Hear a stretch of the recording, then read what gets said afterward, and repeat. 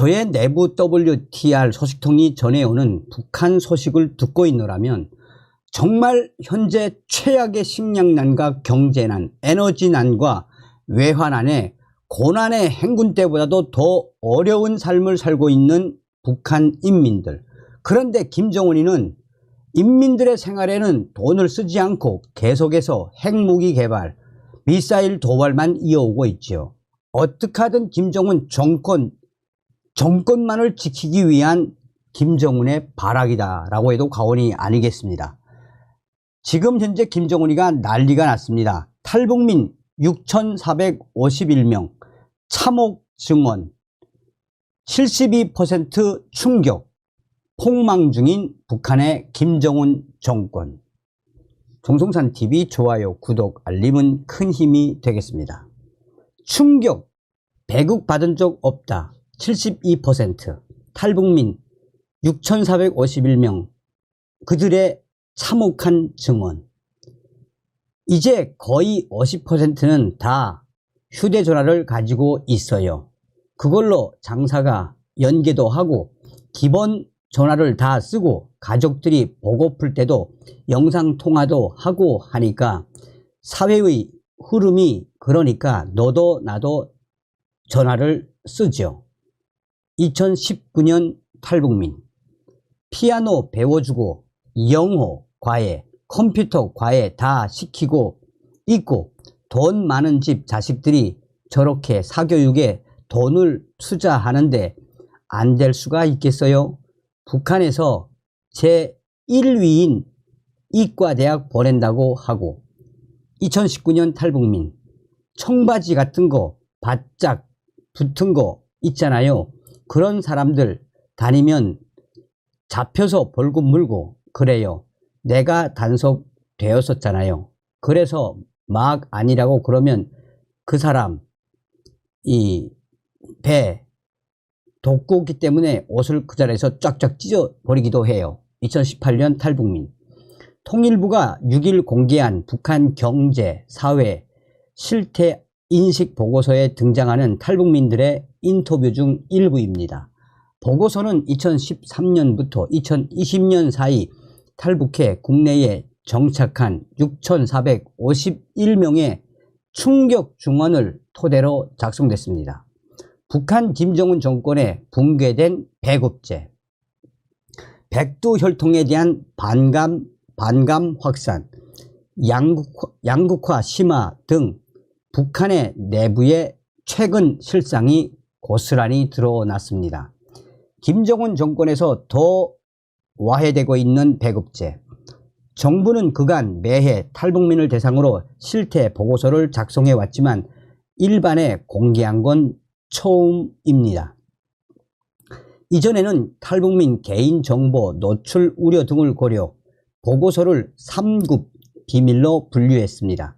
올해 10년간 수집한 자료를 분석해 보고서를 공개한 건 북한 김정은 정권의 실상을 바로 알리자는 윤석열 정부의 기조가 반영된 것으로 북한 인권 증진 노력의 일환으로 해석됩니다.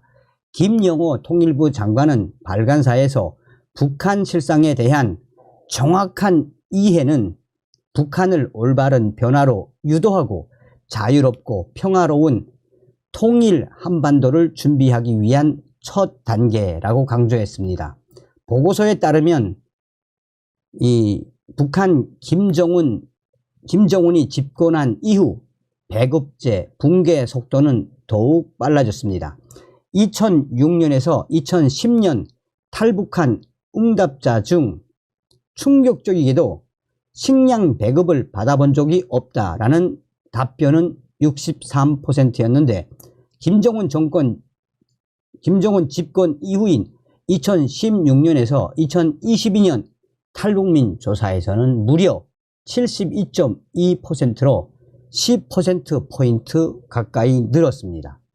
1990년대 고난의 행군으로 불리는 심각한 경제난을 겪은 후 사회주의가 표방하는 계획 경제와 배급제가 정상적으로 작동하지 않고 있는데 갈수록 상황이 매우 심각해지고 있다는 겁니다. 이에 주민들은 장마당에서의 경제활동을 통해 생활을 꾸려나가는 방식으로 생존 전략을 모색하고 있습니다. 보고서는 북한 주민들이 겪고 있는 경제난과 민생난의 원인은 다름 아닌 북한 정권의 왜곡된 정책과 경제 지출이라고 지적했습니다. 1970년대 이후 핵 개발에만 총 11억에서 16억 달러, 약 1조 4,690억에서 2조 1,368억 원을 투입하는 등 핵, 미사일 능력 고도화에 재정을 쏟아붓느라 민생고를 외면했다는 것입니다. 여기에는 2016년부터 본격화한 국제사회의 고강도 대북 제재와 코로나 확산으로 인한 국경 봉쇄로 북한 정권의 수익 자체가 줄어든 것도 영향을 미친 것으로 보입니다. 2009년 11월에 단행한 화폐 개혁 실패 이후 북한 내에서 달러 등 외화 통용이 크게 늘어난 것도 확인됐습니다. 보고서는 자국 화폐에 대한 신뢰도가 하락한 것을 주요 원인으로 꼽았습니다. 외화 통용은 접경 지역에서 더 활발히 이루어지고 있으며 보유 화폐의 종류를 묻는 질문에 대해서도 외화만 보유했다는 응답이 꾸준히 증가했습니다. 3대 세습 백두혈통 향한 차가운 시선도 확산. 권력 세습이나 백두혈통 자체에 대한 부정적 인식도 늘었습니다. 김정은 권력 승계에 대한 부정적 평가는 집권 직전인 2006년에서 2010년 탈북민 중에는 36.6%였는데 김정은이 각종 숙청 작업 등을 통해 권력을 공고히 한 2016년부터 2020년 탈북한 이들 중에는 56.3%에 이르는 것으로 나타났습니다. 북한판 로열 패밀리인 백두혈통에 대한 반감도 커졌습니다. 김정은의 아버지인 김정일 집권 시기에 탈북한 이들 중에는 백두혈통 세습에 반대하는 응답자가 30% 내외 수준이었는데 김정은이 집권한 직후인 2011년부터 2015년 탈북민은 42.6%가 부정적 평가를 내놓았습니다. 2016년부터 2020년 탈북자 중에는 절반이 넘는 54.9%가 김정은의 백두혈통 세습에 반대했습니다.